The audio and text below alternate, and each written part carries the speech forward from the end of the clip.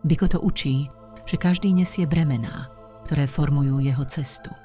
Niektoré sú nevyhnutné a posilňujú vedomie.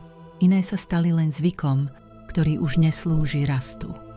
Vedomie, ktoré sa nepozastaví, aby rozpoznalo rozdiel medzi nimi, môže niesť viac, než je potrebné.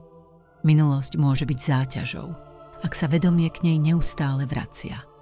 Biko to pripomína, že nie všetko, čo bolo, musí byť aj naďalej súčasťou prítomnosti. Myšlienky na to, čo sa nedá zmeniť, a obavy z budúcnosti vytvárajú náklad, ktorý spomaľuje krok.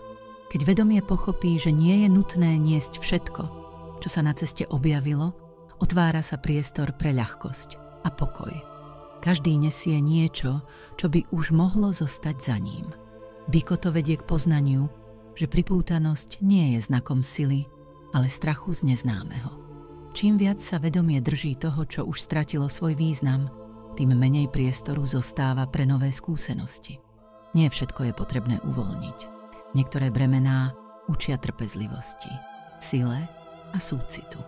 No mnohé iné zostávajú len preto, že vedomie sa neodvážilo ich položiť.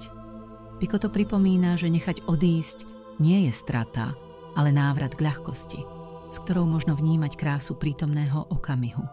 Život nie je o nesení zbytočnej záťaže, ale o schopnosti vedome si vybrať, čo zostáva. Biko to učí, že iba ten, kto dokáže uvoľniť minulé bremená, môže prijať to, čo čaká pred ním. Prázdne ruky nie sú znakom straty, ale pripravenosti na nové dary, ktoré plynutie života ponúka.